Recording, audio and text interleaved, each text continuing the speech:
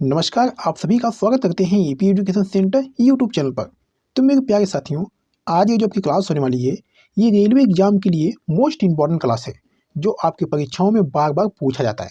मैं कहूँगा कि अगर आपको रेलवे में अंतिम रूप से सिलेक्शन लेना है, तो वीडियो को पूरा ध्यान से देखिएगा। तो मेरे प्यारे साथियों, आज इस वीडियो का टॉपिक है भारतीय राज्य व्यवस्था। इस टॉपिक से प्रश्न आपके एग्जाम में नॉर्मली पूछ लिया जाता है। तो मेरे प्यारे दोस्तों, किस प्रकार से भारतीय राज्य व्यवस्था के प्रश्न पूछा जाता है, आज हम लोग देखेंगे, ठीक है।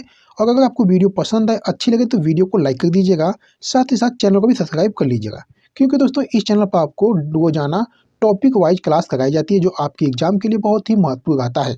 तो चलिए वीडियो शुरू करते हैं पहले प्रश्न के साथ। चलिए मेरे प्यारे साथियों, पहला प्रश्न आपकी स्क्रीन पे है और पहला प्रश्न आपसे पूछ रहा है कि चुनाव आयोग का प्रमुख जो है, ये किसके द्वारा नियुक्त किया जाता है। Very very important question. मेरे प्यारे साथियों, आपको बता दें कि इस वीडियो में जितने भी प्रश्न लिए गए हैं, सभी प्रश्न जो है सेलेक्टेड और इम्पॉर्टेंट है। अगर आपको किसी भी प्रश्न का आंसर पहले से पता रहता है, तो अपना इसको कमेंट बॉक्स में जरूर बताइएगा, ठीक है। चलिए इस प्रश्न का सही आंसर देने का प्रयास करिएगा। चुनाव आयोग का प्रमुख जो है, ये किसके द्वारा नियुक्त किया जाता है। तो मैं कहूँगा दोस्तों, ये भारत के राष्ट्रपति द्वारा नियुक्त किया जाता है। यानी पहले प्रश्न का जो राइट आंसर बनेगा, ऑप्शन बी बनेगा। भारतीय मुख्य चुनाव आयुक्त भारतीय चुनाव आयोग का प्रमुख होता है दोस्तों, और भारत में स्वतंत्र एवं निष्पक्ष रूप से राष्ट्र और राज्य के चुनाव करवाने का उत्तरदायी होता है दोस्तों। मुख्य चुनाव आयुक्त की नियुक्ति जो है, भारत का राष्ट्रपति करता है। भारत के पहले चुनाव आयुक्त कौन थे? तो मेरे प्यारे साथियों, भारतीय सिविल सेवक सुकुमार सेन भारत के पहले मुख्य चुनाव आयुक्त थे दोस्तों। भारत के वर्तमान चुनाव आयुक्त कौन है दोस्तों?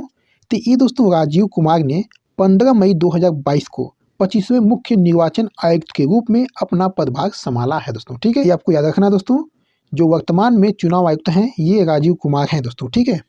चलिए मेरे प्यारे साथियों, अगला प्रश्न है, स्वतंत्र भारत का पहला आम चुनाव कब हुआ था। Very very important question. इस प्रश्न का सही आंसर देने का प्रयास करिएगा दोस्तों। स्वतंत्र भारत का पहला आम चुनाव कब हुआ था?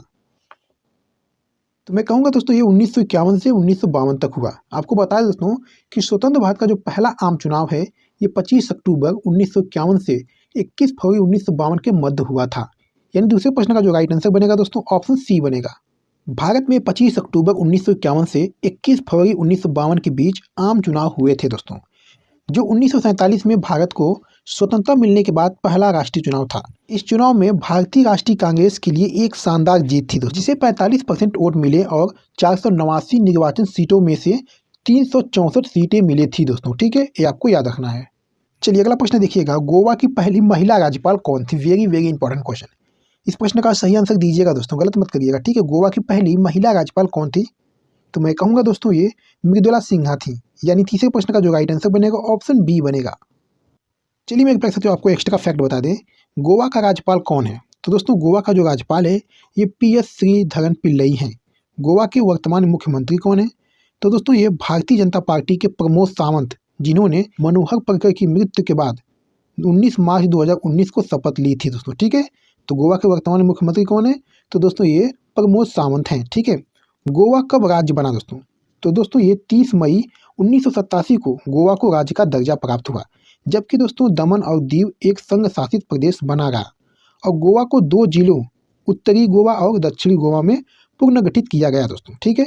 गोवा की राजधानी कहाँ है? तो मेरे प्यारे साथियों, गोवा की जो राजधानी है, ये पणजी है, ठीक है। गोवा की राजधानी दोस्तों पणजी है। पणजी जो है उत्तरी गोवा जिले का मुख्यालय भी है दोस्तों, ठीक है। पणजी जो है उत्तरी गोवा जिले का मुख्यालय भी है। चलिए दोस्तों अगला प्रश्न देखिएगा, भारत के कितने राज्यों में द्विसदनीय विधानमंडल है। Very very important question. इस प्रश्न का सही आंसर देने का प्रयास करिएगा दोस्तों। भारत के कितने राज्यों में द्विसदनीय विधानमंडल है?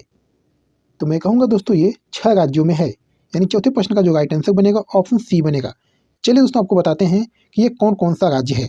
तो दोस्तों भारत में 6 राज्यों में द्विसदनीय विधानमंडल हैं, और ये राज्य दोस्तों हैं आंध्र प्रदेश, बिहार, कर्नाटक, महाराष्ट्र, तेलंगाना और उत्तर प्रदेश, ठीक है दोस्तों।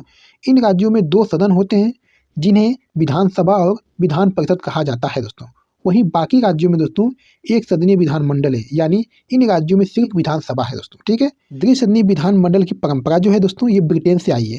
संविधान के अनुच्छेद 171 के मुताबिक किसी राज्य में विधानसभा के अलावा एक विधान परिषद भी बनाई जा सकती है दोस्तों, ठीक है।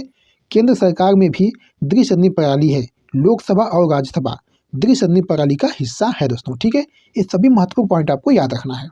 चलिए अगला प्रश्न देखिएगा, जम्मू और कश्मीर का संविधान किस वर्ष अपनाया गया? Very very important question. इस प्रश्न का सही आंसर दीजिएगा, कोई भी दोस्त गलत नहीं करेगा, ठीक है।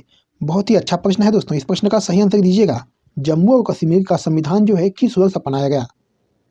तो मैं कहूँगा दोस्तों ये 1956 में अपनाया गया।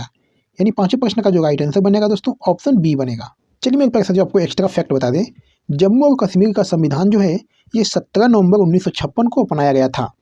ये संविधान 26 जनवरी 1957 को लागू हुआ था दोस्तों, ठीक है। चलिए दोस्तों आपको जम्मू कश्मीर से संबंधित कुछ और खास बातें बता दें। संविधान के जरिए दोस्तों जम्मू और कश्मीर को भारत का अभिन्न अंग घोषित किया गया था दोस्तों, ठीक है। संविधान में अनुच्छेद 370 था जिसने जम्मू और कश्मीर को भारत के संविधान से अलग दर्जा दिया था दोस्तों। अनुच्छेद 370 के तहत जम्मू और कश्मीर को अपना संविधान बनाने का अधिकार भी था दोस्तों, ठीक है। 5 अगस्त 2019 को जम्मू और कश्मीर का संविधान निष्प्रभावी हो गया दोस्तों। जम्मू और कश्मीर को केंद्र शासित प्रदेश बना दिया गया और लद्दाख को भी अलग केंद्र शासित प्रदेश का दर्जा दिया गया दोस्तों, ठीक है। ये सभी महत्वपूर्ण पॉइंट आपको याद रखना है। चलिए दोस्तों अगला प्रश्न देखिएगा, किस संशोधन के तहत गोवा को पूर्व राज्य का दर्जा दिया गया? चलिए इस प्रश्न का सही आंसर दीजिएगा दोस्तों। ऑप्शन आपके सामने दोस्तों दिया गया है। इस प्रश्न का सही आंसर क्या हो जाएगा? किस संशोधन के तहत गोवा को पूर्व राज्य का दर्जा दिया गया था? तो दोस्तों ये 56वें संशोधन के तहत दोस्तों, ठीक है। भारतीय संविधान के 56वें संशोधन अधिनियम 1987 के तहत दोस्तों गोवा को पूर्व राज्य का दर्जा दिया गया था दोस्तों। यानी इस प्रश्न का जो राइट आंसर बनेगा दोस्तों ऑप्शन ए बनेगा। चलिए मेरे प्यारे साथियों आपको एक्स्ट्रा फैक्ट बता दें, भारतीय संविधान के 56वें संशोधन के तहत गोवा को पूर्व राज्य का दर्जा मिला था दोस्तों। ये संशोधन साल 1987 में हुआ था। इसके बाद गोवा जो है भारत का 25वां राज्य बना दोस्तों। इस संशोधन के तहत गोवा को राज्य विधानसभा भी मिली। इसके अलावा गोवा को अपना लोक सेवा आयोग रखने का अधिकार भी मिला दोस्तों। दिसंबर 1961 में दोस्तों भारत ने पुर्तगाल से गोवा, दमन और दीव का नियंत्रण हासिल किया था दोस्तों, ठीक है। ये सभी महत्वपूर्ण पॉइंट आपको ध्यान देना है। चलिए मेरे प्यारे साथियों अगला प्रश्न देखिएगा, उत्तराखंड का स्थापना दिवस है ये कब मनाया जाता है? Very very important question. इस प्रश्न का सही आंसर दीजिएगा दोस्तों, कोई भी दोस्त गलत नहीं करेगा, ठीक है। उत्तराखंड का स्थापना दिवस कब मनाया जाता है? तो मैं कहूँगा दोस्तों ये 9 नवंबर को मनाया जाता है। यानी इस प्रश्न का जो राइट आंसर बनेगा ऑप्शन सी बनेगा। उत्तराखंड का स्थापना दिवस जो है हर साल जो है 9 नवंबर को मनाया जाता है। इस दिन को उत्तराखंड दिवस या उत्तराखंड डे के नाम से भी जाना जाता है दोस्तों। 9 नवंबर 2000 को उत्तराखंड को भारत का 27वां राज्य घोषित किया गया था दोस्तों, ठीक है। शुरुआत में इसका नाम जो है उत्तरांचल था, लेकिन साल 2007 में इसका नाम बदलकर उत्तराखंड कर दिया गया दोस्तों, ठीक है। उत्तराखंड की राजधानी क्या है दोस्तों? तो दोस्तों ये देहरादून है। यहाँ के जो सीएम यानी चीफ मिनिस्टर ये पुष्कर सिंह धामी है और यहाँ के जो गवर्नर दोस्तों हैं ये गुरमीत सिंह है, ठीक है। ये आपको याद रखना है। चलिए अगला प्रश्न देखिएगा, जब भारतीय संविधान को अपनाया गया तब इसमें कितनी अनुसूचियाँ थीं? बहुत ही अच्छा प्रश्न है दोस्तों आपके एग्जाम के लिए। ऑप्शन आपके सामने दोस्तों दिया है। इस प्रश्न का सही आंसर देने का प्रयास करिएगा, ठीक है। जब भारतीय संविधान को अपनाया गया तब इसमें कितनी अनुसूचियाँ थी? तो मैं कहूँगा दोस्तों इसमें 8 अनुसूचियाँ थीं। यानी इस प्रश्न का जो राइट आंसर बनेगा दोस्तों ऑप्शन बी बनेगा। चलिए दोस्तों आपको एक्स्ट्रा फैक्ट बता दें, इसके निर्माण के समय दोस्तों मूल संविधान में 395 अनुच्छेद जो 22 भागों में विभाजित थे दोस्तों। जब भारतीय संविधान को अपनाया गया था तब इसमें 8 अनुसूचियाँ थी और दोस्तों ये समय के साथ साथ संविधान में संशोधन हुए और अब इसमें 12 अनुसूचियाँ हैं दोस्तों, ठीक है। संविधान को अपनाने के समय इसमें 395 अनुच्छेद थे। संविधान में मौजूदा समय में दोस्तों 448 अनुच्छेद हैं। संविधान में 25 भाग दोस्तों हैं। संविधान की मूल प्रतियां जो है ये हिंदी और अंग्रेजी में लिखी गई थी दोस्तों, ठीक है। ये सभी महत्वपूर्ण पॉइंट आपको याद रखना है। चलिए अगला प्रश्न देखिएगा, भारत के संविधान में पहला संशोधन किस वर्ष किया गया था? Very very important question. ये प्रश्न आपके हर एग्जाम में दोस्तों बार बार पूछा जाता है और ये आपके रेलवे एग्जाम के लिए बहुत ही अच्छा प्रश्न है दोस्तों, ठीक है। भारत के संविधान में पहला संशोधन किस वर्ष किया गया था? कोई भी दोस्त गलत नहीं करेगा, ठीक है। फटाफट इस प्रश्न का सही आंसर देने का प्रयास करिएगा। भारत के संविधान में पहला संशोधन किस वर्ष किया गया था? तो मैं कहूँगा दोस्तों ये 1951 में किया गया था। जो पहला संशोधन हुआ दोस्तों ये 1951 में हुआ था। यानी इस प्रश्न का जो राइट आंसर बनेगा ऑप्शन बी बनेगा। भारतीय संविधान में पहला संशोधन साल 1951 में किया गया था। इसे संविधान अधिनियम 1951 के नाम से जाना जाता है दोस्तों। इसे तत्कालीन प्रधानमंत्री जवाहरलाल नेहरू ने 10 मई 1951 को पेश किया था। संसद ने इसे 18 जून 1951 को अधिनियमित किया था दोस्तों, ठीक है। इस संशोधन के जरिए दोस्तों संविधान के मौलिक अधिकारों में कई बदलाव किए गए दोस्तों। भाषण और अभिव्यक्ति की आज़ादी को लेकर प्रतिबंध लगाए गए। जमींदारी उन्मूलन से जुड़े कानूनों को वैध बनाया गया। संपत्ति के अधिग्रहण के लिए कानूनों को अदालत में चुनौती देने से बचाया गया दोस्तों। 9वीं अनुसूची जोड़ी गई इसमें। अनुच्छेद 31 के बाद अनुच्छेद 31A और 31B जोड़े गए दोस्तों। ठीक है, ये सभी महत्वपूर्ण पॉइंट आपको याद रखना है। चलिए मेरे प्यारे साथियों, इस वीडियो का लास्ट क्वेश्चन है, भारत के संविधान की किस अनुसूची में हिंदी भाषा शामिल है? बहुत ही अच्छा प्रश्न है दोस्तों। चलिए इस प्रश्न का सही आंसर दीजिएगा। ये आपकी रेलवे एग्जाम के लिए दोस्तों बहुत ही महत्वपूर्ण है। ठीक है, भारत के संविधान की किस अनुसूची में हिंदी भाषा शामिल है? तो मैं कहूँगा दोस्तों ये 8वीं अनुसूची में शामिल है। यानी इस प्रश्न का जो राइट आंसर बनेगा दोस्तों ऑप्शन डी बनेगा। आपको बता दें दोस्तों कि भारत के संविधान की 8वीं अनुसूची में हिंदी भाषा शामिल है।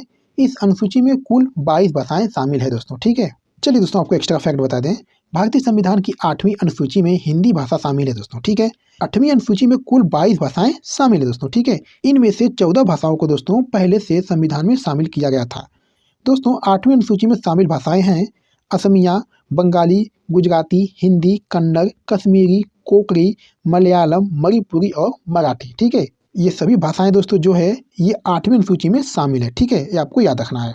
तो मेरे प्यारे साथियों, वीडियो को यहाँ पर समाप्त करते हैं और आपने 10 प्रश्नों में से कितने प्रश्न के आंसर सही किए हैं अपना स्कोर कमेंट बॉक्स में जरूर दीजिएगा। ठीक है, और जो दोस्त वीडियो को यहाँ तक भी देख रहे हैं उनसे मैं कहूँगा कि वीडियो को लाइक भी कर दें। तो चलिए मेरे प्यारे साथियों, मिलते हैं आपसे अगली वीडियो में, तब तक के लिए धन्यवाद।